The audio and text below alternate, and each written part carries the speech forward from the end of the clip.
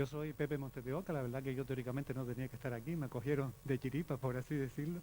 Yo pertenezco a la unidad de cuidados paliativos del Hospital Insular y hoy voy a presentar a dos ponentes porque el tercero ha tenido un problema y no va a poder venir. Entonces hoy le vamos a hablar, el tema de esta jornada de tarde son cáncer, una mirada del cuidado integral, y en ello van a participar dos ponentes desde mi punto de vista bastante interesantes y seguro que nos va a aportar muchas cosas importantes para saber.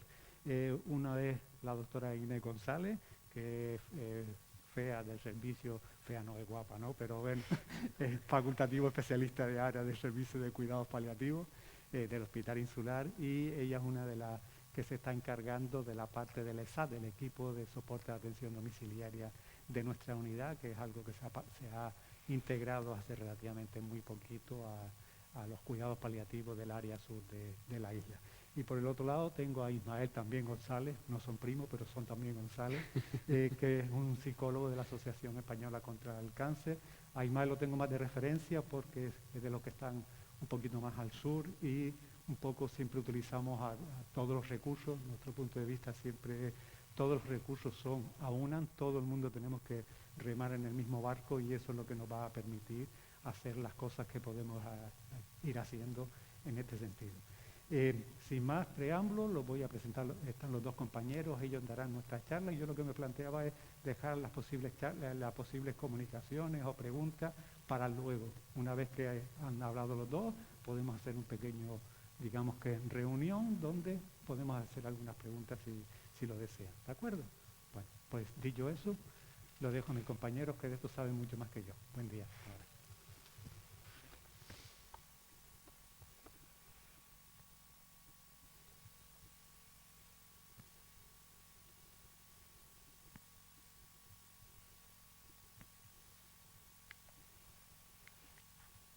Buenas tardes, soy Inés González, soy médico del equipo de soporte de atención domiciliaria del área sur, que está integrada en la unidad de cuidados paliativos del Hospital Insular. Y me solicitaron pues un poco que viniéramos a hablar, a dar una visión del trabajo que hacemos y un poco a desmitificar algunos aspectos de la atención que nosotros hacemos habitualmente con nuestros pacientes y con sus familias. Así que, pues un poco en el inicio, ¿no?, de esta atención, para nosotros lo más importante, y rompiendo un poco con el enfoque tradicional, es que no solo tratamos a los pacientes, para nosotros son un pack indivisible, no solo el paciente, sino su familia. Y nos englobamos en un equipo para que así sumemos todos, como dice el doctor Montes de Oca, y podamos ofrecer una atención integral a los pacientes que necesitan nuestra asistencia. Así, vemos que cuando tenemos que atender a estos pacientes, en las primeras visitas aparecen sentimientos de soledad, de abandono, de miedo a lo desconocido y a lo que me está sucediendo y no puedo controlar. Hay mucho dolor y mucho sufrimiento, hay sensación de hacer daño a la familia y de no poder ofrecerles todo el cuidado que ellos hacían antes por esa pérdida de independencia y de autonomía que siente el paciente. E inherentemente pues aparece pues ese proceso de morir, ese proceso de avance de la enfermedad, y con eso aparecen también síntomas que debemos ir controlando y que para el paciente generan mucho disconfort y mucha sensación de malestar. En ese intentar abordar a los pacientes, nosotros no solo trabajamos un médico o un enfermero, para nosotros es vital ese abordaje integral del paciente. No solo necesita que yo me meta en su receta y la ajuste y le ponga un tratamiento. Necesita que estemos enlazados y coordinados, médicos, enfermeros, no solo de la unidad de paliativos, no solo del hospital de atención primaria, de cualquier parte del ámbito sanitario que pueda precisar que el paciente necesite en cualquier momento. También participan auxiliares, trabajadores sociales, psicólogos, musicoterapeutas e incluso voluntarios de algunas asociaciones que ofrecen apoyo en momentos diferentes de la evolución de una enfermedad para que tanto el paciente como su familia estén arropados y sientan esa seguridad y el control posible sobre la enfermedad y el proceso que va avanzando. En el Día Mundial de los Cuidados Paliativos de este año, el eslogan, vamos a decirlo así, era no dejar a nadie atrás, equidad en el acceso a los cuidados paliativos. Me pareció interesante poner este eslogan porque en España, en cada comunidad, la asistencia es heterogénea. Incluso en Canarias, esa asistencia sigue siendo muy heterogénea. Y desde pues los diferentes estamentos, progresivamente se ha ido viendo esa necesidad y se han ido incorporando los diferentes recursos con el Plan Integral de Cuidados Paliativos para que cada persona que pueda necesitarlo tenga acceso a cada parte de la unidad que pueda requerir en cada momento. Entonces, hay una antropóloga estadounidense que se llama Margaret Mead, que en una charla se le preguntó a una estudiante cuál pensaba ella que era la primera señal de civilización en una cultura. Todo el mundo pues pensaba que iba a responder algo así como la rueda o pues el metal, y tras un silencio ella respondió: creo que el primer signo de civilización en una cultura antigua es la prueba de que una persona ha tenido un fémur roto y se ha curado. Aunque esto parezca un poco raro al principio, eso implica que de forma habitual en la vida salvaje, un fémur roto en cualquier animal implica fragilidad y muerte. No hay ningún momento en el que ese animal tenga la posibilidad de reposar y cuidar. En el momento en el que el ser humano toma su tiempo para cuidar a una persona, para proporcionarle cuidados hasta que esté repuesta y pueda volver a su vida, hace que ese cuidado, ese espacio para que esa persona se reponga, implique pues una creación de comunidad, de estar pendiente, de tener en cuenta. Y eso probablemente, y estoy muy de acuerdo con ello, va en relación con el apoyo que nosotros intentamos ofrecer en cuidados paliativos. Aunque haya una situación dura y complicada, siempre intentamos estar ahí y ofrecer ese cuidado. ¿Por qué? Porque ayudar a alguien es atravesar la dificultad y siendo este el punto de partida de la civilización. Porque no siempre podemos curar. De hecho, en muchas ocasiones, y eso es a veces muy frustrante para el personal médico, simplemente no hay cura para ciertas enfermedades. Pero tratar al paciente es mucho más que cuidarlo. No se trata de poner una medicación, se trata de acompañarlo en todo el proceso.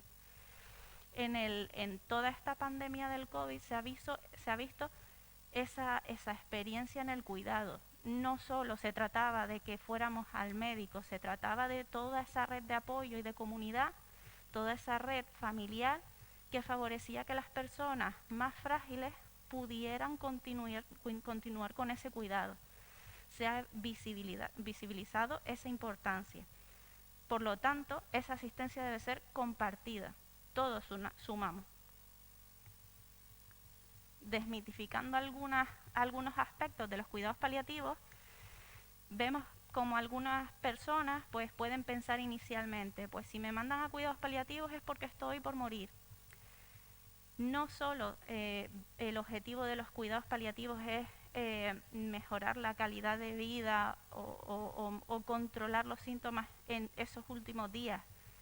Esos son solo una etapa de todo lo que involucra nuestros cuidados. De hecho, la Organización Mundial de la Salud desde hace tiempo recomienda que ante un diagnóstico de un cáncer en un estadio moderadamente avanzado, se derive inicialmente a cuidados paliativos, por lo que ya dije, no implica solo un acto médico. Trabajar en paliativos implica más personas, implica un abordaje mucho más amplio, porque muchas veces no se puede curar, pero siempre se puede cuidar. En otras ocasiones pues nos pueden preguntar, si me derivan a cuidados paliativos es porque ya no hay tratamiento. Aquí nosotros lo que siempre intentamos decir es que cuando tratar no es posible, cuidar se hace imprescindible. Puede ser que yo no controle esa enfermedad, pero siempre podemos hacer algo. Esa frase de ya no se pudo hacer nada más y por eso entró en paliativos, no deja de ser una falacia. Siempre podemos cuidar, siempre podemos estar con ellos y siempre podemos tratar los síntomas que vayan apareciendo. En otras ocasiones, pues nos dicen, si me indican morfina me voy a volver adicto. Es porque ya no tengo otro tratamiento o porque me acelera la muerte. Aquí hay pues varios aspectos que tenemos que tener en cuenta. El uso de la morfina desde hace muchos años está muy controlado. Si esa morfina se usa en los aspectos o en los casos en los que está bien indicado y a la dosis estrictamente necesaria y hay un síntoma que yo necesito controlar, no hay posibilidad de adicción. En otro aspecto, no solo ponemos o utilizamos morfina en ese arsenal terapéutico en paliativos, hay muchísimos fármacos que se usan y no siempre el uso de la morfina es estrictamente necesario. Hay pacientes que no tienen dolor, pero tienen otros síntomas que tenemos que controlar. En cuanto a que acelera la muerte, usado en las dosis que cada paciente necesita y con una revaloración periódica y una monitorización de ese tratamiento, no tiene por qué producir efectos adversos que puedan generar una complicación tan grave que pueda conducir a la muerte. De hecho, ni siquiera tiene por qué acelerar la muerte. No es un fármaco que en ese sentido genere ese efecto. En esa línea hay personas que piensan que el dolor es inevitable, que es normal, muchas veces nos dicen las personas mayores que vejez y dolor son compañeros de viaje. Es verdad que en un porcentaje pues no bajo de los pacientes que vemos, el dolor es un síntoma frecuente. Sin embargo, si nos tomamos tiempo para evaluarlo, para ver el tipo de dolor que tiene, dónde lo tiene, cómo, cuánto, y ajustamos el tratamiento a las necesidades que tienen, esa sensación de malestar y de disconfort puede llegar a controlarse y ese tiempo y esa calidad de vida volverse más o menos adecuada y llevable en la asistencia que nosotros elaboramos.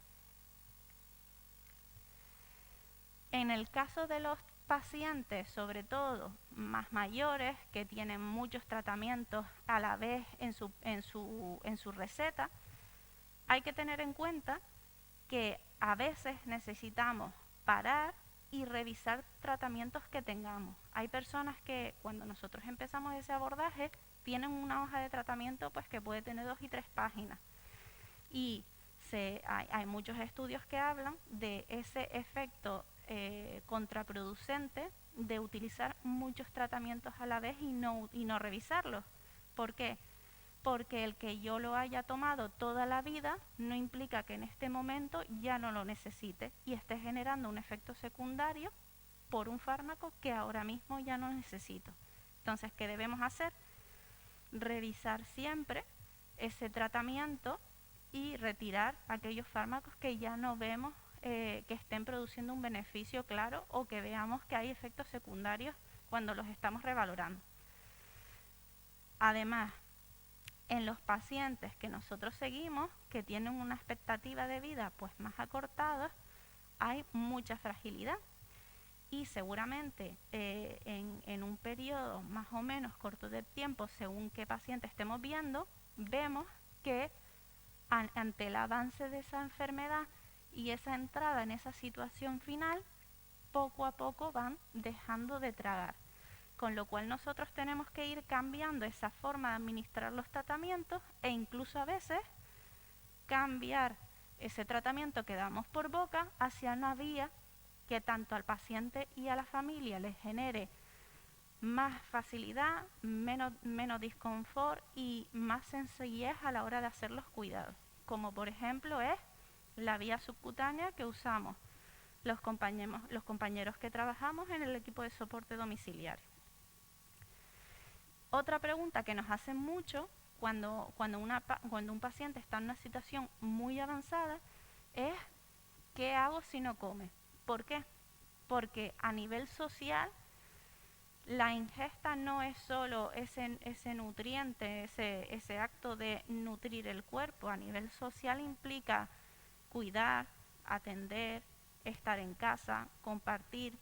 El que el paciente vaya dejando de comer por el propio avance de la enfermedad hace que poco a poco la familia empieza a estar nerviosa porque no sabe qué hacer para compensar esa falta de comida. La propia enfermedad hace que nuestro cuerpo poco a poco pida más comida y pida menos comida, y eso es algo totalmente normal y natural del proceso de avance de enfermedad. Pero no nos morimos por no comer o por no beber, nos morimos porque la enfermedad va avanzando y va generando cambios en el cuerpo que hacen que no podamos ingerir alimentos. Otra duda que suele plantearse es el uso de los batidos, de la nutrición. No son sustitutivos de la comida y además los estudios que hay indican que en la enfermedad avanzada no aportan nada, al igual que la hidratación. Generan flema, generan secreciones y favorecen la descompensación, con lo cual tampoco insistimos en esa hidratación. Y con respecto más recientemente a las dudas que nos plantean las familias, nos dicen, en cuidados paliativos se ayuda en eutanasias o en suicidios asistidos. Y esto es un fallo de concepto. En ese sentido, nosotros lo que hacemos cuando hay un síntoma que no conseguimos controlar de ninguna de las maneras es generar un nivel de conciencia un poquito más bajo para que el paciente no perciba ese síntoma que no conseguimos controlar. Y a eso le llamamos sedación paliativa. La diferencia entre una sedación paliativa y una eutanasia es el control del tiempo. Nosotros con una sedación paliativa no controlamos el tiempo de vida que tenga un paciente. Simplemente hacemos que esté con un nivel de conciencia más bajo. Sin embargo, en la eutanasia lo que provocamos directamente es esa muerte. El tiempo lo acortamos deliberadamente. Buscamos el alivio del dolor y del sufrimiento, pero también nosotros en cuidado paliativo buscamos dar más vida a los días que tenemos y que el paciente sea partícipe por esta ley de autonomía que tenemos en España, de los cuidados profesionales que nosotros les ofrecemos.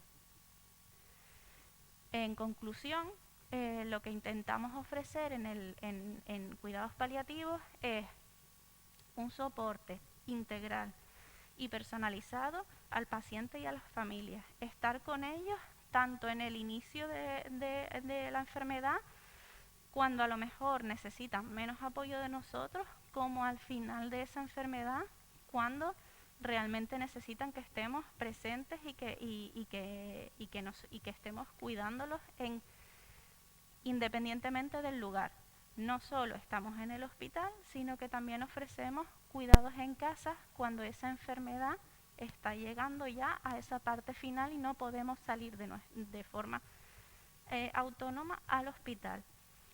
Y lo que intentamos es que no solo el paciente pueda estar controlado y cuidado, sino que la familia pueda estar tranquila y centrada en cuidar y en acompañar a su familia. Aquí les dejo un documental que se llama Los demás días, que va en relación con ese cuidado por los equipos de soporte domiciliario como somos Juan Andrés y yo, y luego un libro que es bastante interesante, que se llama El hombre en busca del sentido, que habla un poco de esa trascendencia de las personas cuando estamos llegando a un punto de la vida en la que nos preguntamos pues qué somos y a dónde vamos. Muchas gracias y ya después finalmente en el coloquio pues si tienen alguna duda o necesitan cualquier cosa pues encantada de intentar resolverla.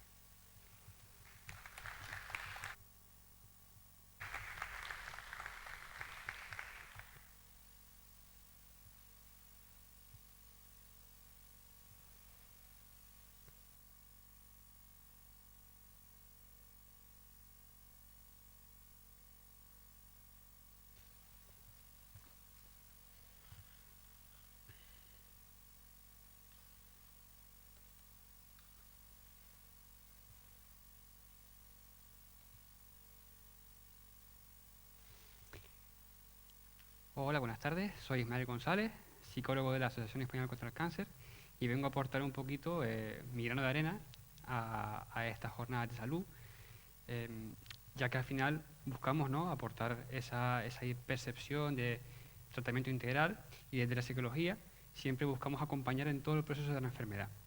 Yo aquí vengo a explicarles cómo funciona la asociación, ver qué podemos aportar desde ese punto de vista, desde el punto de vista de la atención psicológica, además de todos los servicios que ofrecemos. Nosotros venimos a sumar en lo que, digamos, el servicio canario público no puede alcanzar. Venimos a compaginar, venimos a arrojar ayuda en ese sentido.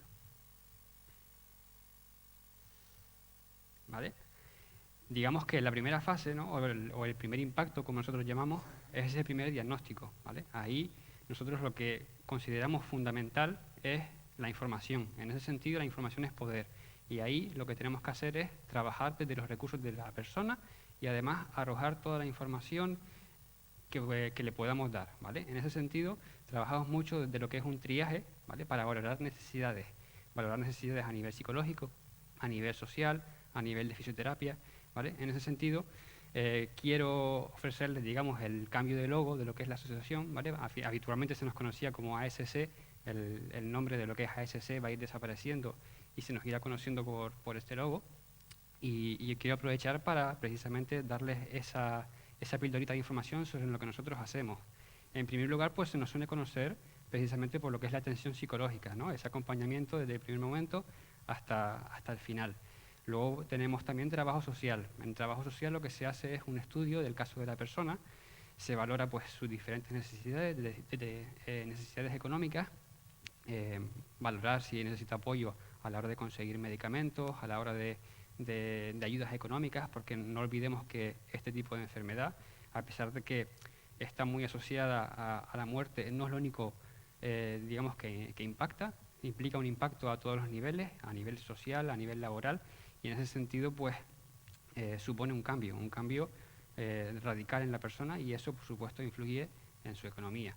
También a nivel de trabajo social aportamos, por ejemplo, ayudas para lo que es transporte. No olvidemos que hay personas que viven, por ejemplo, en la aldea, en sitios muy complicados de acceso, y en ese sentido, pues, la ayuda de transporte o incluso de residencia se aporta.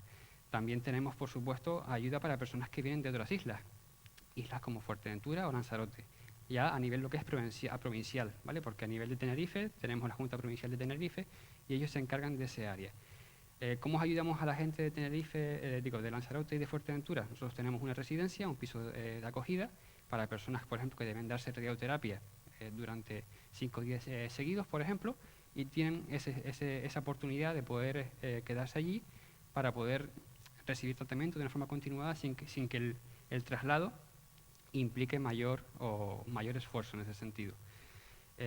También a nivel social se trabaja mucho desde lo que es el material ortoprotésico, es decir, camillas, sillas de ruedas, ¿vale?, incluso prótesis, ¿vale? Hablamos también de pelucas, todo lo que pueda, digamos, ayudar a la persona en ese sentido, ¿vale? Luego también tenemos un servicio de fisioterapia que es bastante reciente. es evidente para qué puede llegar a servir este tipo de ayuda, ¿no? Ya que hablamos de consecuencias físicas, no solo emocionales, y el servicio de fisioterapia pues está ahí para eso. Tenemos un servicio de voluntariado, ¿vale? Un voluntariado telefónico incluso, personas que no olvidemos que como el impacto es a muchos niveles, el social incluido, llegan a percibir esa soledad, tanto a nivel emocional como soledad física. Hay que diferenciar entre sentirse solo y estar solo, y muchas veces estas personas acaban sintiéndose solas. El voluntariado telefónico está para esto también. Ellos pueden solicitar a esta persona para que les ayude en ese sentido. ¿Qué más servicios tenemos? Creo que no me dejo nada. Bueno, incluso tenemos un servicio de transporte, ¿vale? Recientemente nos han donado una furgoneta para poder ir precisamente a buscar a estas personas que viven muy lejos y facilitarles este transporte para que puedan darse tratamiento y demás. Creo que no me dejo nada, pero bueno, ahí estamos, ¿vale? A nivel de primer impacto, incluso teníamos un programa, ¿vale? Que se tuvo que, parar debido a la situación del COVID. Ahora recientemente nos están dejando entrar de nuevo a los hospitales con voluntariado, pero teníamos un programa que se llama precisamente Programa de Primer Impacto, en donde acogemos a esta persona, ¿vale? A esta persona recién diagnosticada, y le ofrecemos todo esto, ¿no? Es el primer acompañamiento, ¿vale? Creo que es una buena oportunidad para ahora también hablar de lo que llamamos conspiración del silencio. Esto sucede mucho en personas, pues evidentemente, que ya van acompañadas de su familia, en pacientes que van acompañados de su familia, o incluso ya cuando el paciente, digamos, que trata de ocultar información hacia su propia familia. Esto suele suceder más de familia a paciente. Cuando hablamos de conspiración del silencio nos referimos a esa tendencia a ocultar información por miedo a lo que puede llegar a sentir la persona, ¿no? Esto no hay que olvidar que al fin y al cabo es un acto de amor, ¿vale? Sin embargo, es algo que tratamos de trabajar también. Lo primero que debemos preguntarnos es qué es lo que quiere llegar a conocer la persona que está viviendo esa situación. ¿Quiere conocer información? ¿Quiere saberlo? E incluso cuando hablamos de también niños o adolescentes, ¿no? Esos niños, esos adolescentes, cuando están en esa situación que ellos mismos perciben el cambio, quieren saber lo que está ocurriendo. En ese sentido, la conspiración del silencio, si bien es un acto de amor, también puede llegar a ser perjudicial porque aumenta la incertidumbre, genera confusión, hay emociones, digamos, que aportan esa energía negativa que al final puede ser perjudicial incluso a la hora de, digamos, asimilar correctamente el tratamiento y demás. Bien, esto en lo que respecta a esa primera fase, ¿vale? Ya cuando entramos a nivel de comenzar, ¿vale? Hablamos de tratamiento, hablamos de que ya, digamos, la persona inicia, ¿no? Todo su proceso. Hablamos de estilos de afrontamiento, ¿vale? Cuando hablamos de estilos de afrontamiento, es fundamental que la persona tome parte activa en todo lo que implica su tratamiento. Ya no solo que se adhiera bien a él, sino que acepte la realidad. En ese sentido, digamos que hay varios estilos de afrontamiento. Uno de los más peligrosos es el estilo de afrontamiento negacionista, que ahora es una palabra que se utiliza mucho debido precisamente a la situación del COVID, pero a nivel de cáncer también ocurre. La persona, digamos que a consecuencia del shock emocional que recibe, digamos que decide que no está enferma, que lo que le han dicho no es cierto y lo que está viviendo no está ocurriendo, que no puede ser real. Esto es muy peligroso porque precisamente hace que la persona no se adhiera bien a su tratamiento, no lo reciba bien, lo abandone incluso, o que, digamos, trabaje con tratamientos alternativos que no están demostrados científicamente. Esto también ocurre mucho con el estilo de afrontamiento obsesivo. Ya son personas que se adhieren a su tratamiento, pero igualmente buscan de una forma obsesiva información a través de las redes sociales, a través de Internet, busca precisamente segundas opiniones, opiniones que no son fundadas y que no están demostradas, y en ese sentido acaban, digamos, abandonando su tratamiento y entrando por otras vías que al final muchas veces no les genera beneficio, sino todo lo contrario. Otro estilo de afrontamiento, digamos, que no es el adecuado ni el deseado, es el estilo de afrontamiento pasivo. En este sentido encontramos personas que, digamos, han claudicado, ¿vale? Se han rendido ante la situación y en ese sentido esperan, toman una postura pasiva y simplemente ya prefieren no tomar tratamiento, a pesar de que ese tratamiento podría ayudarles. No estamos hablando de personas que decidan abandonar su tratamiento, están en todo su derecho, pero en este caso hablamos de personas que abandonan su tratamiento porque quizás ya no hay una cura más allá de esto, ¿no? Sino personas que abandonan el tratamiento de forma deliberada, aún sabiendo que esto le podría ayudar y prefieren, digamos, como digo, claudicar. El estilo de afrontamiento que nosotros buscamos que aparezca como una chispa, ¿no?, desde el primer momento, es el estilo de afrontamiento proactivo, ¿no? La persona se involucra a muchos niveles, moviliza sus recursos, tanto personales como los que comentaba antes, ¿no?, a través de asociaciones, a través del propio sistema canario de salud, ¿no?, todo esto. Y luego, por supuesto, sigue las pautas médicas, incluso si puede trabajar ya a nivel de prevención, ¿vale? No olvidemos que la prevención es algo que ya hemos trabajado, ¿no?, y se ha comentado mucho en estas jornadas, es algo fundamental. Somos muy, muy responsables de que podamos llegar a tener o no la enfermedad. Mucha gente, digamos, que habla o se escuda incluso a la hora de tener prevención en lo que es la parte genética, y lo cierto es que alrededor solo del 5% de los casos están relacionados con la parte genética, y el 95% restante está más relacionado con nuestros hábitos de vida, ¿vale? Entonces somos muy responsables en ese sentido. Hay que cuidarse, hay que evitar fumar, consumir el menos alcohol posible, hacer ejercicio, comer bien, ¿vale? Todo esto va a favorecer que tomemos nuevamente parte activa en nuestra salud, ¿vale?, antes incluso de que la enfermedad aparezca, o incluso evitar que ésta aparezca.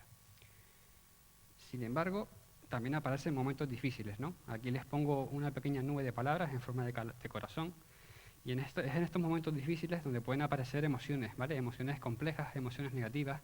No olvidemos que, si bien, a pesar de que la persona puede tener un estilo de afrontamiento activo, proactivo, tomar parte activa, ¿no?, de su proceso de mejoría, de recuperación, siempre se pueden presentar complicaciones. No hay tratamiento infalible. Sí es verdad que históricamente la palabra de cáncer ha estado muy relacionada con la muerte. Hoy en día no es así. Hoy en día cada vez más personas se recuperan, pero no siempre, ¿no? Eso también hay que tenerlo claro, y pueden aparecer complicaciones, pueden aparecer recidivas, recaídas, ¿vale? En ese sentido es cuando más tenemos que, digamos, hacer uso de nuestros recursos.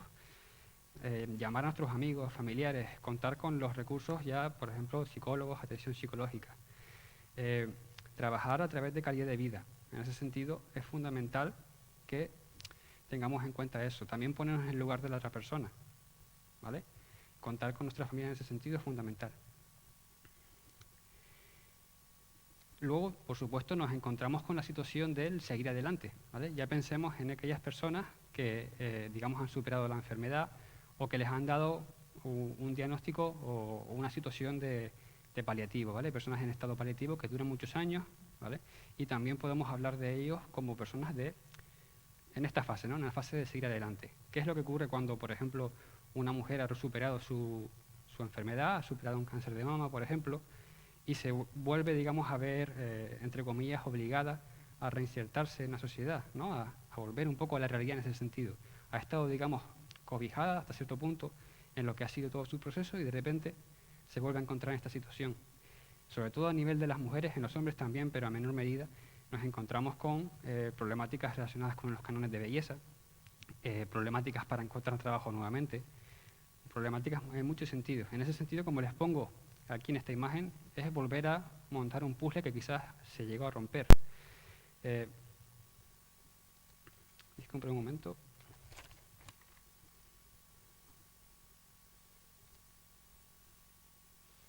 ¿Vale? En personas, pues, justamente ahora, que llegan incluso a romper su familia, ¿no? Hablamos de ese impacto a nivel en muchos niveles, área familiar, ¿vale? Entonces, aquí también entramos nosotros, entramos en ese momento para poder estructurar la vida de esas personas, ayudarles a retomar el rumbo, coger de nuevo las riendas y seguir trabajando. Sin embargo, también a veces toca el decir adiós, ¿vale? No siempre encontramos notas positivas a la hora de recuperarse, sino que también llegamos a un momento en el que tenemos que ayudar a la persona a despedirse, ¿vale? Despedirse de sus familiares, despedirse de sus amigos. Recientemente yo tuve la oportunidad de ver una obra de teatro, ¿vale? Clara y el abismo se llama. Hace no mucho se llegó a quitar de los teatros. La verdad es que fue muy instructiva para mí, y da mucho hincapié en lo importante que es no cómo te vas, sino cómo has vivido y lo que le dejas a estas personas, ¿no? Entonces, eso quizás es el elemento fundamental, y a la vez tenemos que ayudarles a despedirse en ese sentido, ¿vale? Y luego, por supuesto, lo que es el duelo, ¿vale?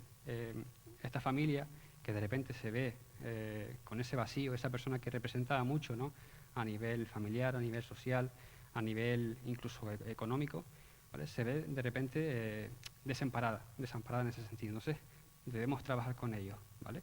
Como ven, trabajamos desde muchos puntos de vista, ¿no? Trabajamos desde el punto de vista del primer impacto hasta el duelo o el fallecimiento del paciente, y cubrimos todo lo que puede llegar a necesitar la persona en ese sentido. Quiero irme dando una pequeña nota positiva. Quiero leerles un cuento de Jorge Bucay en este sentido. Es posible que lo conozcan, se llama El elefante encadenado, y nos transmite precisamente la idea que les decía antes de la obra de teatro, ¿vale? De la importancia de saber un poco cómo vivir, que lo importante es cómo vivido y no el cómo te va. Cuando yo era pequeño me encantaban los circos, y lo que más me gustaba de los circos eran los animales. Me llamaba especialmente la atención el elefante que, como más tarde supe, era también el animal preferido por otros niños. Durante la función, la enorme bestia hacía gala de un peso, un tamaño y una fuerza descomunales. Pero después de su actuación y hasta poco antes de volver al escenario, el elefante siempre permanecía atado a una pequeña estaca clavada en el suelo con una cadena que aprisionaba una de sus patas. Sin embargo, la estaca era solo un minúsculo pedazo de madera, apenas enterrado unos centímetros en el suelo. Y aunque la cadena era gruesa y poderosa, me parecía obvio que un animal capaz de arrancar un árbol de cuajo con su fuerza podría liberarse con facilidad de la estaca y huir. El misterio sigue pareciéndome evidente. ¿Qué lo sujeta entonces? ¿Por qué no huye? Cuando tenía 5 o 6 años, yo todavía confiaba en la sabiduría de los mayores. Pregunté entonces a un maestro, un padre o un tío por el misterio del elefante. Algunos de ellos me explicó que el elefante no se escapaba porque estaba maestrado. Hice entonces la pregunta obvia: si está maestrado, ¿por qué lo encadenan? No recuerdo haber recibido ninguna respuesta coherente. Con el tiempo, olvidé el misterio del elefante y la estaca, y solo lo recordaba cuando me encontraba con otros que también se habían hecho esta pregunta alguna vez. Hace algunos años descubrí que, por suerte para mí, alguien había sido lo suficientemente sabio como para encontrar la respuesta. El elefante del circo no escapa porque ha estado atado a una estaca parecida desde que era muy, muy pequeño. Cerré los ojos e imaginé el indefenso elefante recién nacido sujeto a la estaca. Estoy seguro de que en aquel momento el elefantito empujó, tiró y sudó tratando de soltarse. Y a pesar de sus esfuerzos no lo consiguió, porque aquella estaca era demasiado dura para él. Imaginé que se dormía agotado y que al día siguiente lo volvía a intentar, y al otro día y al otro. Hasta que un día terrible para su historia, el animal aceptó su impotencia y se resignó a su destino. Ese elefante enorme y poderoso que vemos en el circo no se escapa porque, pobre, cree que no puede. Tiene grabado el recuerdo de la impotencia que sintió poco después de nacer. Y lo peor es que jamás se ha vuelto a cuestionar seriamente ese recuerdo. Jamás intentó volver a poner a prueba su fuerza. ¿Esto qué quiere decir? Que muchas veces la barrera, a la hora de plantearnos nuevos retos, a la hora de plantearnos nuevas cotas a alcanzar en nuestra vida, nos la ponemos nosotros mismos, ¿vale? El elefante en este sentido muchas veces somos nosotros, ¿no? En algún momento hemos sido este elefante. Nos hemos, plantado una estaca en nosotros mismos, una estaca imaginaria, y nos hemos impedido crecer. Debido a eso es muy importante, ¿no?, que nos planteemos que vida solo hay una y lo importante es cómo la vivimos. En ese sentido somos cuentacuentos. Lo importante es cómo contamos la historia. Gracias.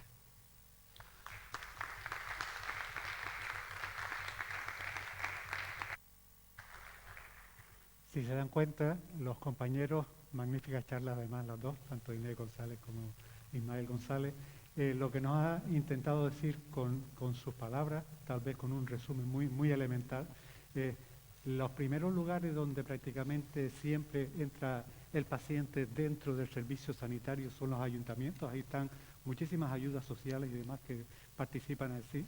Nosotros posteriormente, hablamos del triángulo terapéutico, donde hablamos de la situación de familia, paciente y todo el equipo terapéutico en sí, que son los que vamos a ayudar. Ya nos comentaba Inés la importancia de esa fragilidad que está pasando en el paciente, pero hay que resaltar muchísimo que el hecho de que sea un paciente frágil no quiere decir que sea un paciente minusválido, ¿vale? Y eso es un poco la gran importancia. Es decir, seguimos teniendo nuestras situaciones, nuestras circunstancias, nuestros miedos y nuestras angustias, que todos lo estamos teniendo. Tenemos nuestros laberintos, por así decirlo, y nuestros minotauros, que son nuestros miedos y demás. Esa es la situación que ocurre. Y tal como resaltaba tanto Inés como Ismael, lo importante siempre es el final. García Montero, un escritor español, escribe algo así como: lo importante en la vida no es el momento de nacer, es la dignidad de ese momento final. lo que pensamos que es lo adecuado. ¿Vale? Bueno, sin más, pues si quieren hacer alguna pregunta para nuestros ponentes, aprovechamos, que además que son gente que sabe muchísimo de lo que están hablando y podemos exprimirlos un poco. Si no me equivoco, a lo mejor en YouTube también nos está viendo alguna persona y puede ser que hayan preguntas a nivel online, así que si lo desean y nos lo pueden transmitir, aquí estamos.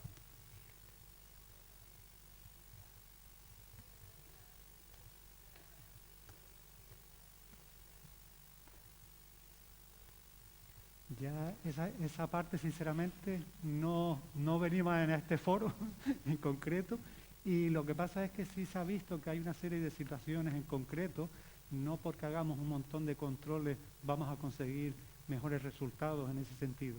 No sé ahora mismo, esa pregunta no te la podría contestar, sinceramente. Preguntaré y miraremos.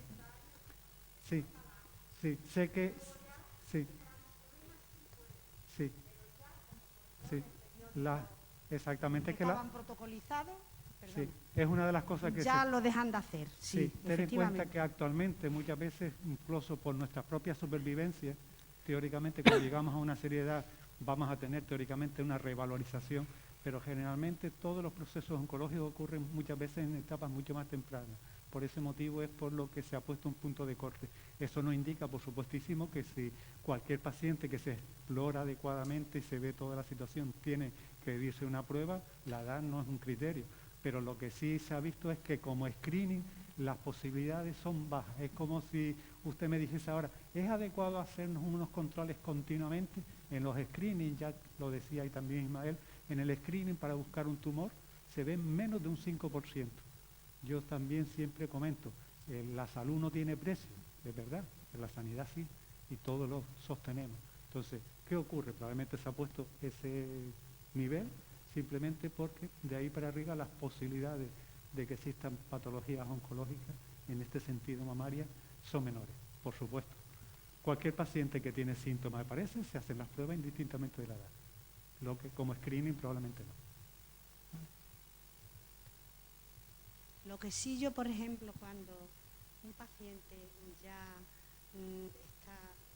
tiene cáncer terminal, que le dice la gente que entendemos, siempre en los hospitales se pone solamente suero, si tiene nutrición por vena parenteral se quita, y la familia que está alrededor eso lo ve como algo muy fuerte, porque dice, pero ¿cómo lo van a dejar de morir de inanición sin comer? Es una cosa muy que les choca mucho a la familia y tienen como complejo de culpa de no poder ayudar a su paciente que están ahí al lado para protegerlo un poco y que por lo menos le den alguna manera la alimentación. No sé, eso como... Si quieres, Inés, contestar. Ahí en ese caso muchas veces lo que ocurre es que en todo ese proceso de avance de enfermedad necesitamos tener necesitamos poner mucha atención en el explicar, en el enseñar. A veces menos es más, y muchas veces al explicarles a las familias que están viviendo ese momento como muy angustiante o muy doloroso, cuando les explicas que por el hecho de tú poner un suero que realmente no tiene nutrientes, que es solo una hidratación extra en esa situación en la que no nos va a ofrecer una mejoría del paciente, lo que vamos a generar por contra es pues aumentar esas secreciones o aumentar un poco ese disconfort del paciente. Cuando tú te tomas el tiempo y dedicas un espacio de todo ese pase, de toda esa atención clínica en el hospital a las familias, generas al final pues más seguridad, más tranquilidad y más conocimiento de este momento que muchas veces y cada vez más, porque hace años el morir era algo natural dentro de las familias, muchas veces se llevaba en casa, lo hemos llevado a una situación tan tecnificada en los hospitales que siempre tenemos la sensación de que haciendo más conseguimos estar mejor. Pero es verdad lo que comentas, y sentándonos muchas veces un poquito y teniendo esa paciencia de explicar dudas y de resolver y de trabajar esa angustia, conseguimos que tanto los pacientes estén bien atendidos como que sus familias tengan sensación de que están haciendo, que siempre están haciendo solo por el mero hecho de estar allí, de acompañarles y cuidarles. El gran problema que nos surge siempre, venimos de una época, de una posguerra donde la gente se moría de hambre. En este caso la gente no se muere de hambre, se habla, como dice Inés, de la enfermedad que tiene. ¿Sabes? Esa es un poco la cuestión. Y añadir cosas extras como es una hidratación y demás, lo único que hace es sobrecargar al paciente tan frágil que es capaz de encima de producirnos más problemas, más insuficiencia cardíaca, más control de otra serie de síntomas, y ese es el gran problema en la alimentación. Y justamente la base es hablar, para que se pueda entender, porque no aportamos, no por mucho es nuestra huida hacia adelante, que a veces lo que ocurre es que las familias queremos toda la vida, todos los que hemos pasado estos procesos, queremos que nuestro familiar esté, que siga a todo cualquier precio. Y a veces justamente como queremos quitar lo que sabemos evidente, vamos más lejos. Y justamente ahí es donde está la cuestión, el tener una cordura. Yo siempre digo, al final, muchas veces, la misma naturaleza es mucho más sabia que nosotros.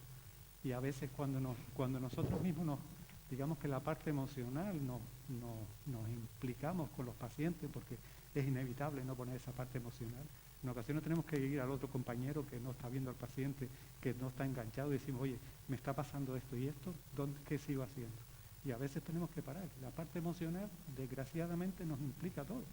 Muchas veces tú te vas a casa como si de hecho yo creo que lo hacemos todos, ese paciente que estás viendo es alguien de tu familia, y tú qué quieres a tu familia, lo mejor, y le vas a dar lo mejor posible. Y eso es lo que hacemos continuamente. Lo que pasa es que, claro, a veces hay que hablar mucho y seguir hablando.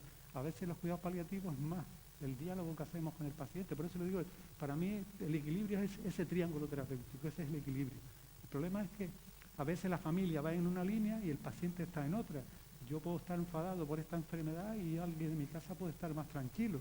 Y entonces ese que todos estamos, digamos que cada uno estamos en el mismo proceso, pero oyendo cosas distintas, si nos unimos, podemos ayudar al paciente, que en realidad es lo que necesitamos, y no sobrecargarlos con cosas futiles en este sentido.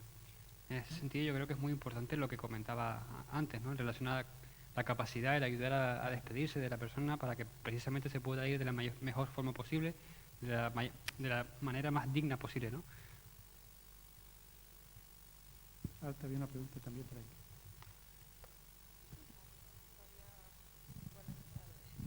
Buenas tardes.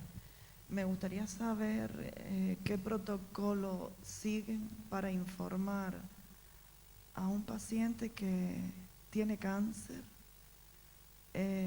cuando a la familia no nos gustaría que ese paciente supiera toda la verdad. ¿Qué protocolo se sigue? Es muy duro cuando te enfrentas a eso.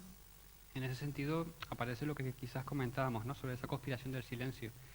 Ahí creo que es fundamental que poder preguntarle al paciente qué es lo que desea saber, ¿no? Que él tiene todo el derecho del mundo de poder conocer todo su proceso de la enfermedad.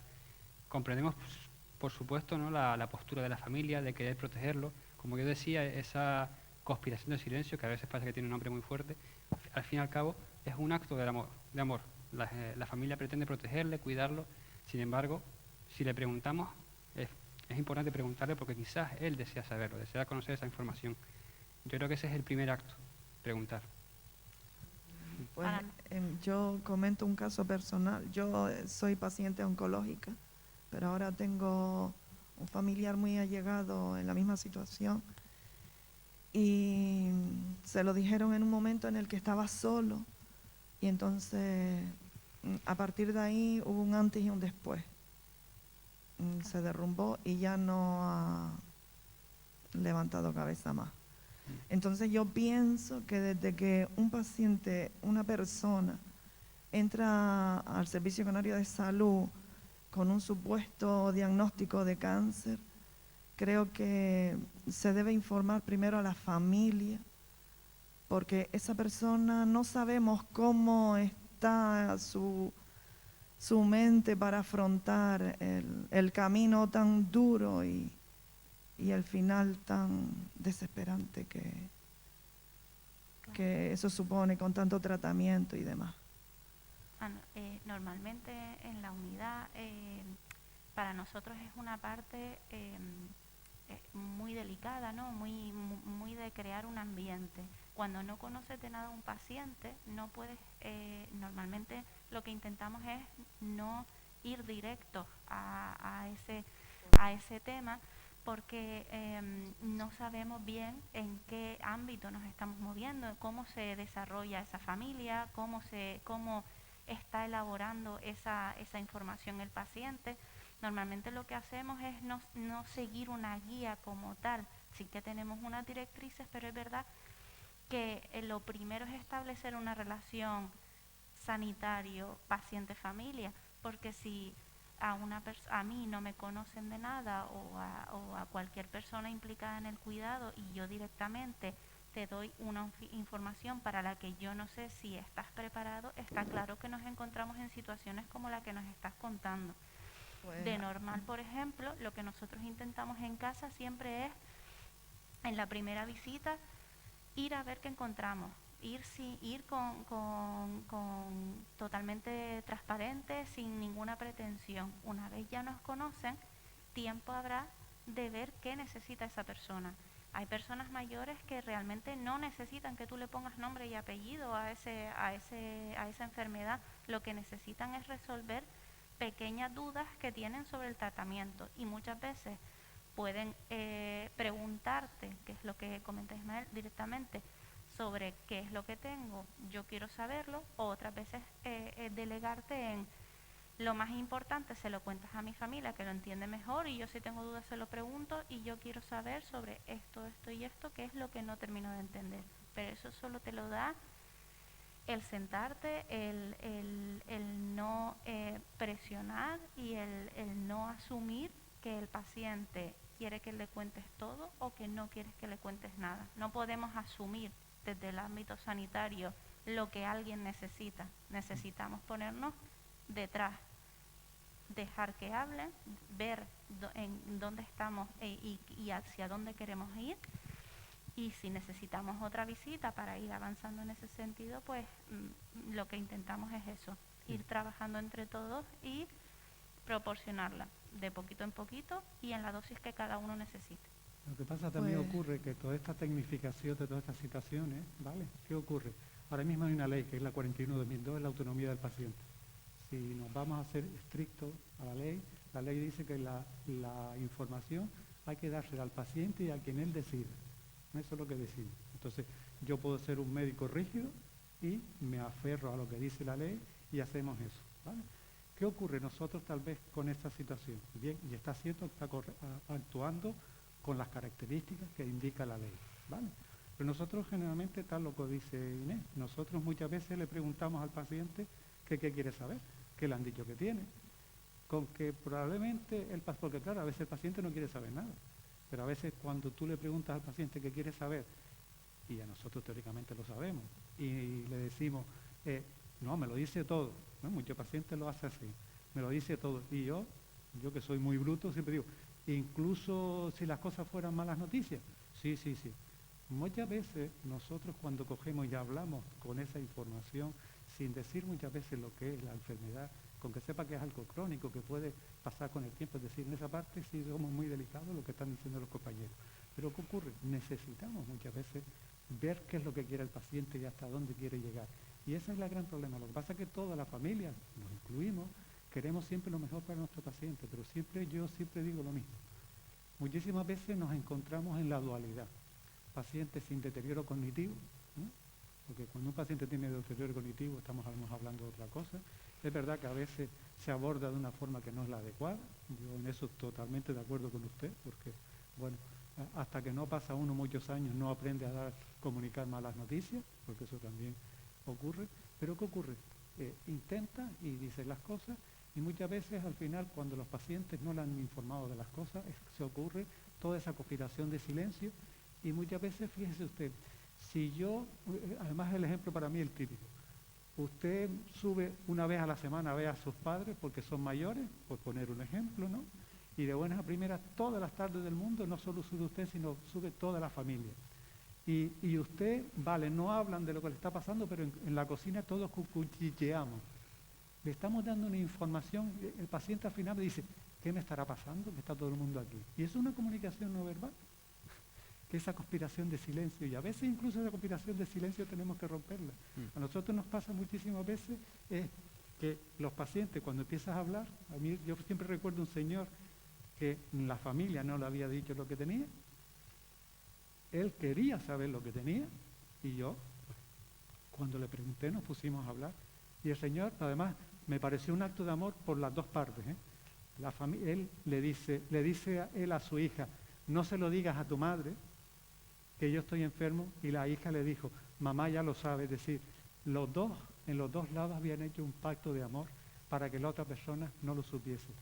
Pero yo un poco siempre ese pacto de amor, vamos entendido como pacto de amor, pero en el fondo siempre nos tendríamos que plantear, si a mí me pasa algo, lo que siempre sí, yo puedo engañar a alguien un tiempo, la mentira tiene las piernas cortas, ¿no? Por eso nos cogen enseguida en nuestra mentira. Pero muchas veces el mismo paciente nos pregunta varias veces, ¿qué tiene? Se ha visto que si nosotros nos informamos de lo que tiene, y siempre lo hacemos con muchísima delicadeza, esa es la parte que creo que estamos siempre con la mayor delicadeza del mundo para poder explicar las cosas.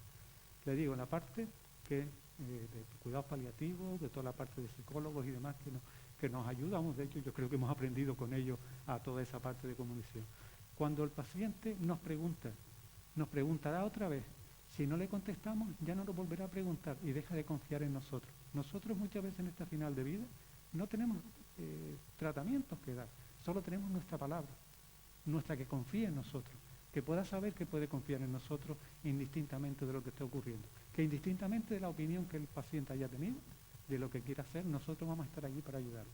Y eso es la parte importante. A veces nosotros hemos visto que lo que dice, este médico es buena persona, pero no tiene idea de lo que me pasa porque yo me estoy muriendo. ¿Y eso por qué se genera? Justamente por eso. Es verdad que todos queremos proteger a nuestros familiares y demás, y por eso no queremos que sepan. Pero los pacientes, usted fíjese una cosa sencilla. Antiguamente los niños íbamos a los entierros. Cuando yo tenía 7 o 8 años me acuerdo ya de los entierros de mis tíos y ir adelante con las flores y todas esas historias. Ahora los niños los apartamos. Bien, ¿por qué? Hay un libro muy bonito de antropología de la muerte que nos hablan de todas esas historias. Entonces, nos hemos querido ocultar toda esa situación. Estamos ocultando la muerte que forma parte más de la vida. También es un paso más. Nuestros mayores vivían y morían en casa sin problema. Ahora lo tecnificamos y lo escondemos en el hospital, que es lo que nos estaba contando la doctora González.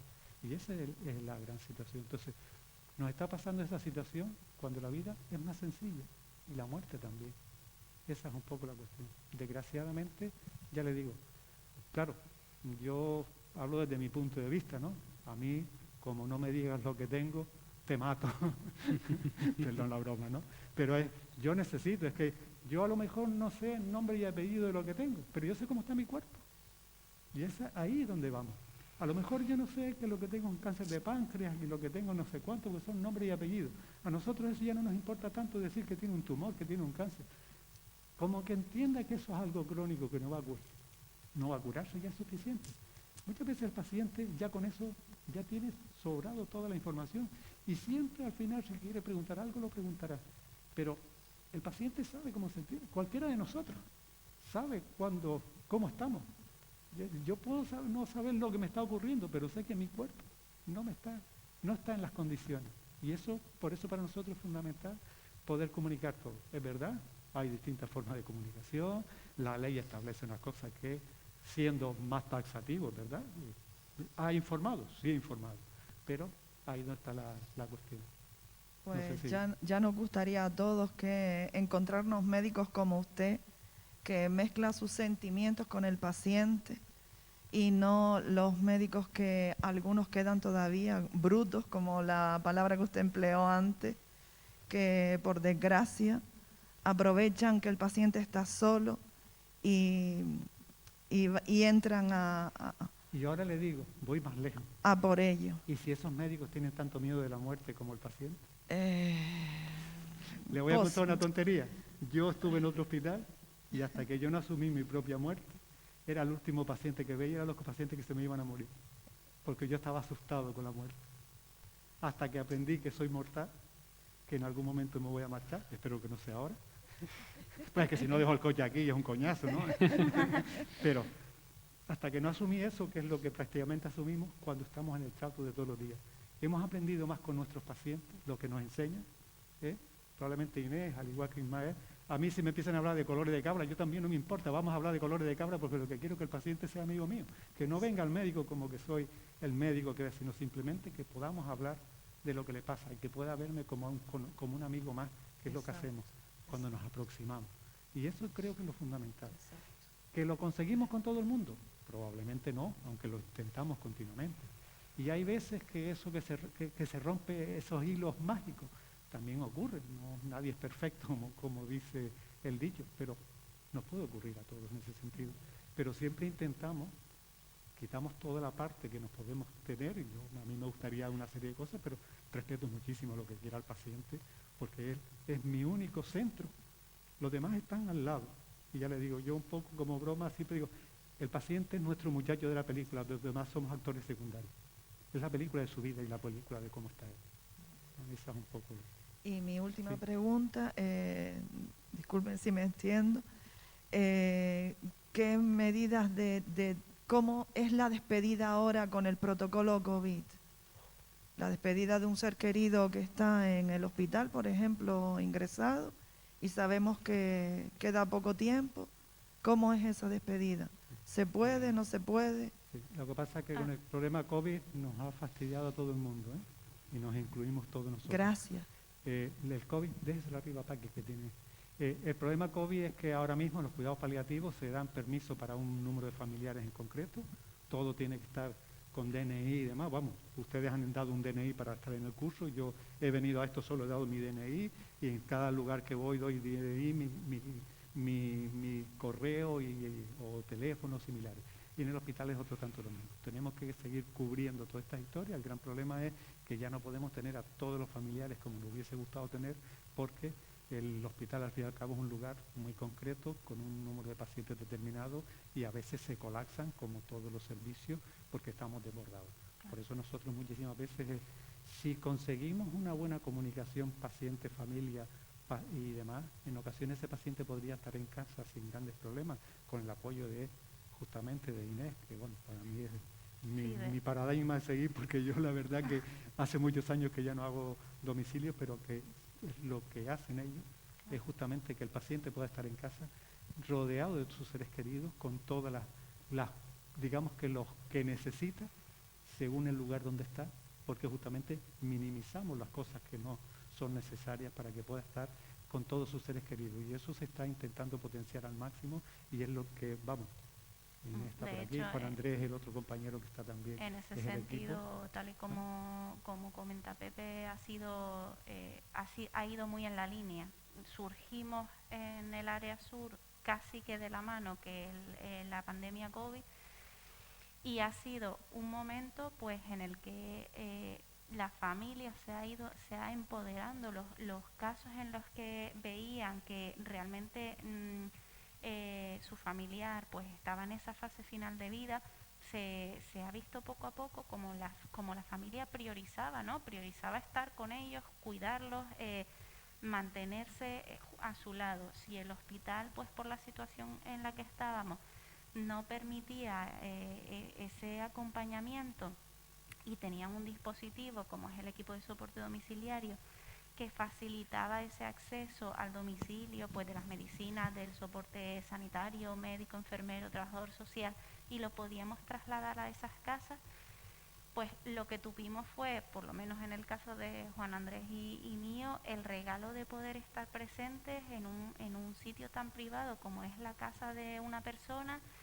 viviendo junto a esas familias, segundo a segundo, todo ese proceso, todo ese estar acompañando, dando al máximo todo ese amor que tenían, y ofreciendo todo lo que podían ellos desde su mano dar a esa persona que se estaba despidiendo, Y nosotros pues fuimos en ese caso fuimos esos actores secundarios que entrábamos desde el máximo respeto, pero que al final ellos conseguían estar y acompañar a esa persona que les iba a dejar desde la máxima situación de cariño y de estar acompañados, y nosotros estando a su lado pues desde la parte sanitaria, pero creo que eso es un regalo que nos llevamos nosotros, más que ellos quedan finalmente pues en esas visitas de duelos que hacemos después.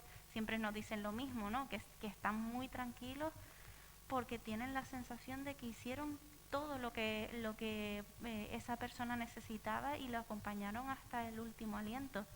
Y nosotros, y siempre ellos nos dicen que es como un regalo para ellos, pero realmente el regalo nos lo han hecho a nosotros, que dentro de la privacidad de ese momento podemos acompañarles y ofrecerles lo poquito que tenemos. Así que, aunque el hospital sí que es verdad que ha sido pues muy duro en el sentido de que esas visitas se restringían a 1 o 2 personas o incluso ninguna, y nos alejábamos de ese concepto de cuidar y acompañar, pues por la circunstancia en la que nos vivíamos. Por otro lado, el sacar a esos pacientes que necesitaban más que tratamiento, cuidado y acompañamiento, a nosotros sí que nos ofreció esa visión de lo que es una familia, de lo que es una comunidad, de cómo se puede mover todo para que las personas puedan estar donde quieren y vivir esos días últimos con la máxima calidad y amor que se podía tener. Bueno, lo cierto es que en ningún caso se ha dejado de trabajar, ¿no? De acompañar a la persona.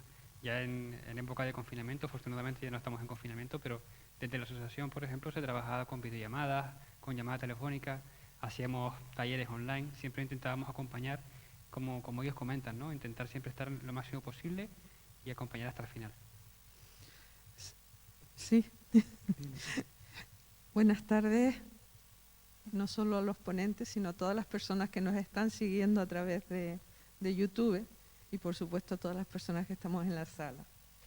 En los momentos difíciles de la vida, cuando la enfermedad golpea, cuando se siente la inseguridad, la incertidumbre, el desconocimiento, el encontrarse con personas profesionales que te apoyan, que te ayudan, te asesoran, te acompañan. Y uno de los ángeles que acompañan y han acompañado durante muchos años en el Hospital Insular es el doctor Montes de Oca. Gracias por estar aquí y por haber hecho tanto bien y ayuda, no solo a los pacientes, sino a la familia.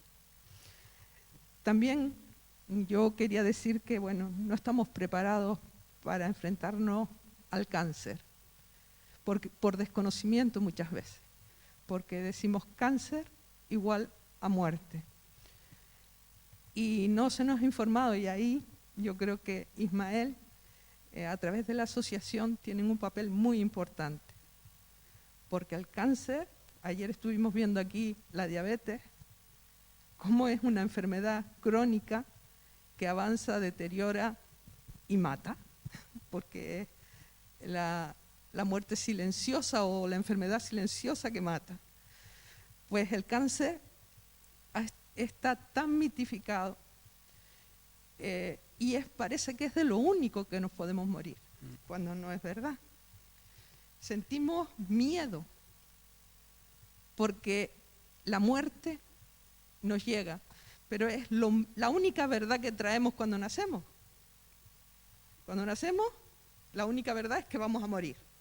Pero ¿cómo? Como decía Ismael, lo importante es cómo has vivido y no cómo te vas.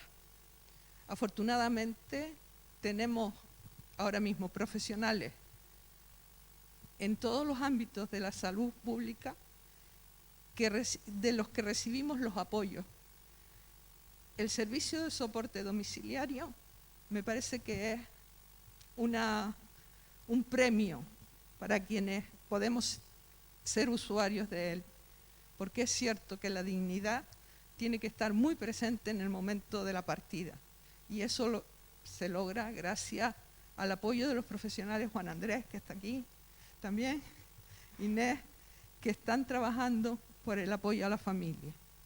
Y creo, y es mi opinión y es una propuesta para la Asociación de Lucha contra el Cáncer, que el apoyo psicológico, afectivo, que se hace desde la asociación y que se ha venido haciendo durante muchos años, tiene que hacer un esfuerzo por hacer pedagogía, porque muchas de las personas no saben que el cáncer no es igual en todo, aunque sea lleve el mismo nombre, los apellidos son diferentes, y que no siempre cáncer es muerte, y que muchas veces cada cáncer tiene su propio tratamiento individualizado, y eso lo están haciendo desde el servicio de oncología del hospital, lo están haciendo desde paliativo, y eso, lo que decían al principio, es que ya a mí me pasaron a paliativo, ya eso es que no hay nada que hacer.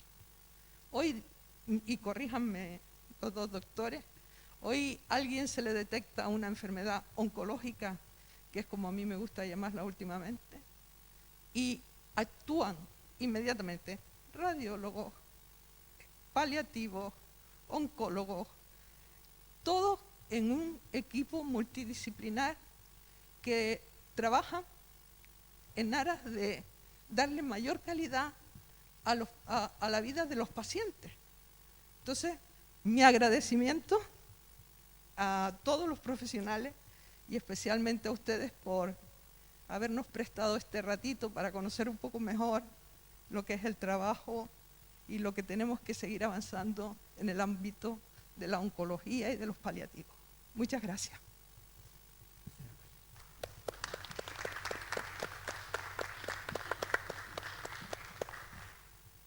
Hola, buenas tardes. No sé si me da tiempo de hablar. Igual que la compañera, me gustaría agradecer, ¿verdad?, un servicio que realmente yo lo viví. Fue un máster para mí todo lo que yo viví. Y el servicio que ustedes hacen es verdad que no es muy invisible. Muchas veces, porque la gente muchas veces no tiene conocimiento de todo lo que se trabaja dentro de esa enfermedad. Yo soy, desde 2007 tengo como un máster, ¿no? Mi hermano murió con cáncer de pulmón, pues estuvieron ustedes ahí, la gente de paliativo. Luego me tocó en 2015 con mi padre también otro cáncer de pulmón, también murió, a la misma vez me detectaba a mí un cáncer de mama, es decir, nada, todo esto son aprendizajes que tenemos. Cierto es que tenemos que educar, sobre todo a los niños ahora, la educación es a no temer tanto a la muerte. Y la palabra cáncer es algo como, ¿no? Yo la trataba normal, a mí fue una cosa así de, vale, tengo un cáncer, pero no me dolía nada.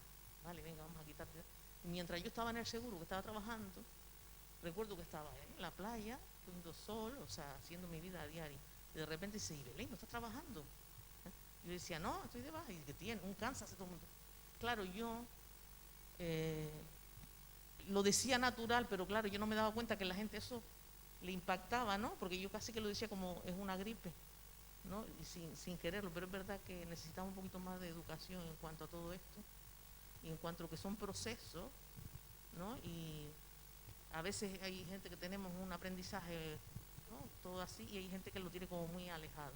Y es cierto que otra cosa es, yo nunca llegué a decir tanto a mi hermana como a mi padre que tenía, ¿no?, que era terminal, porque yo no me encontraba preparada. Y gracias a ustedes, un poco yo esperaba que el que era profesional le supiera explicar, ¿no? Porque sí vi yo que yo no ¿cómo podría decir? No tenía las palabras, ¿no? Y yo veía que no quería ver. Cuando tú sientes que una persona no quiere saber, entonces yo no estaba capacitada. Por eso digo que a veces el trabajo de ustedes es indispensable porque es necesario, es muy necesario, porque son más adecuados a la propia familia, porque a veces cometemos errores y es así. Y por mucho, como dices tú, es un acto de amor, porque tú no quieres hacer daño, ¿no? Pero hay veces, bueno, que somos así y desgraciadamente cometemos errores, pero también de todo eso se aprende. Así que muchas gracias por todo, porque es verdad que yo lo he vivido todo junto, así que gracias por el servicio que prestó. Muchas gracias. Muchas gracias. Bueno, nosotros para ir ya terminando, dejamos espacio para una pregunta o más, o dos, no más, para ir ya cerrando, porque sabemos que algunos estamos muy tempranísimos levantados, al igual que ustedes, y el día es intenso. ¿Alguna preguntilla más? Bueno, pues... Bueno, yo dar las gracias a todos y a todas las personas que nos ven online y las personas que nos han acompañado aquí estos 2 días. Dar las gracias a todos los ponentes. Dar las gracias al doctor Montes de Oca, que lo cogí de sorpresa y nos echó una manita esta tarde. También quiero disculpar a don Pedro Martín, que se sintió indispuesto y no ha podido venir este día. Dar las gracias al CEPA Santa Lucía, que vino ayer con todos sus mayores y nos ayudó bastante. También quiero dar las gracias a la Asociación Ariganés, porque todos los años colabora con nosotros en este coffee break que ponemos siempre fuera. También quiero dar las gracias a Radio Agüimes y a Teleagüimes, este canal, por su colaboración en todos los actos. A la Zona Básica de Salud del Ayuntamiento de Agüimes y a mis compañeras por su apoyo incondicional. A Guzmán por su colaboración todos los años, su colaboración desinteresada totalmente, haciendo estos bonitos carteles que nos hace todos los años. Yo ahora no me quiero extender. Quiero dar las gracias a todas las personas que de una u otra manera nos están ayudando, a las señoritas azafatas, a las chicas que están fuera. Y les voy a leer una nota que me acaba de mandar Pedro. Es una notita de despedida. Como él no ha podido venir, pues me mandó esto.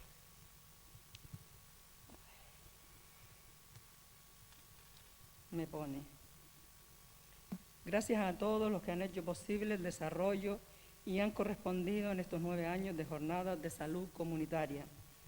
Ha llegado el momento de emprender nuevas metas y dejar este proyecto en buenas manos, como ha estado en todo momento, así como agradecer la colaboración y complicidad tanto de los compañeros y compañeras del Ayuntamiento de la Villa de Agüimes como del ámbito de la salud y de la población participante año tras año.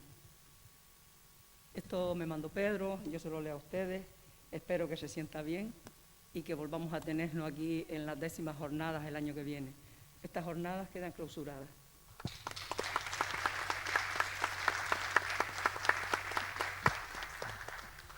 Buenas tardes. Bueno, yo como detallito le doy un detallito del ayuntamiento, el vino de Barrica de Agüimes, para que se acuerden de nosotros. Gracias. Gracias a ustedes por venir. Gracias, muchas gracias. Muchas gracias. Pero tú ya me avisan antes.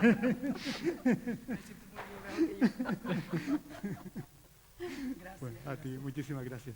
A ustedes por Bueno, haber estado muchas gracias esta por tarde venir. aquí. Muchas gracias. Ahora.